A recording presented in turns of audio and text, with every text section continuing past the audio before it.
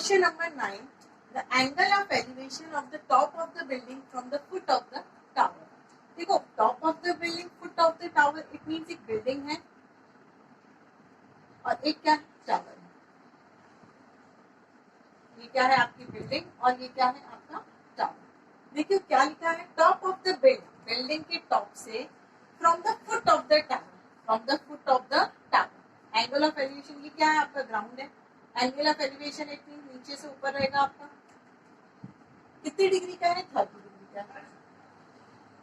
And the angle of elevation of the top of the tower from the foot of the building, top of the tower, top of the tower from the foot of the building, ये है foot है building का,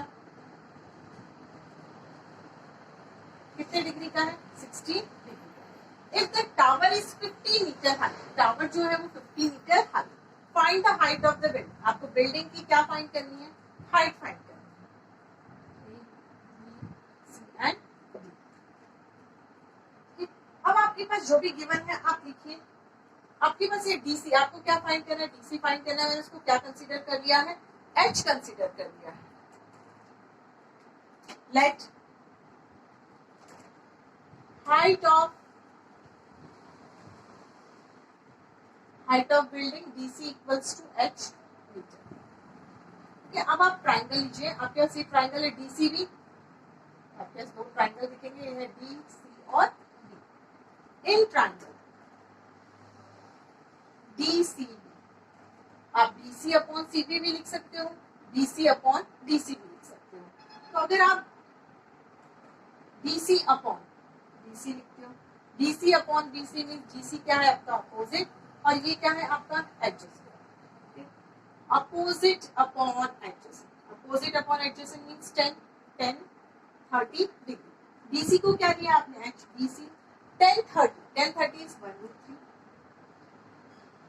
okay, अब आप cross multiplication कर दीजिए तो क्या आएगा, BC इक्वल्स टू √3H.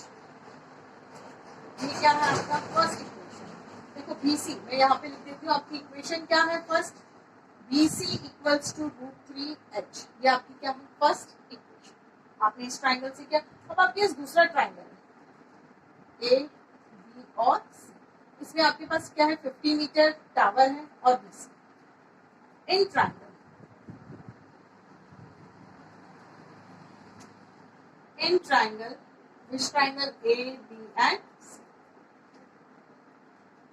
आप लिख सकते हो AB अपॉन BC या BC upon AB upon BC लिखोगे. AB upon BC means AB upon BC, AB is opposite, opposite upon adjacent is 10 60 degree. AB आपको कितना दिया, 50 upon BC equals to 10 60 is 2. Clear. Cross multiplication कीजिए, √3 BC. अगर मैं इसमें से BC निकाल लेती हूँ तो क्या होगा, BC इक्वल्स टू 50/√3. ये क्या है आपकी, देखो ये फर्स्ट थी आपकी और second. BC equals to 50/√3 second है आपकी. आप देखिए फर्स्ट और सेकंड को इक्वेट करोगे, दोनों के LHS, दोनों किसका है, BC √3H और सेकंड भी क्या है, BC is equals to 50/√3.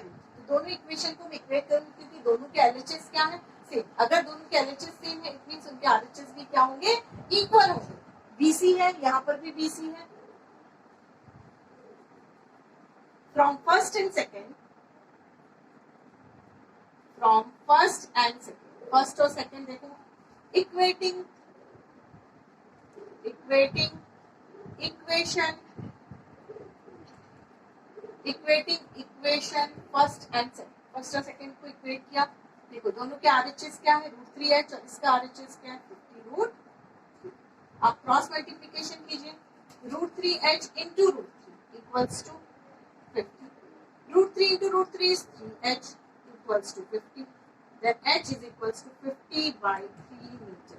It means height, building की हाइट कितनी है, 50/3. आपके बुक में इसमें मिक्स फ्रैक्शन में आंसर दिया, आप इसको मिक्स फ्रैक्शन में भी कन्वर्ट कर सकते हो या 50/3 भी लिख सकते हो. तो क्या लिखोगे, height of building BC equals to 50/3। नहीं समझ में आता है तो आप अलग अलग ट्राइंगल को रफ में बना के देखिए और सॉल्व कीजिए। Okay, thank you.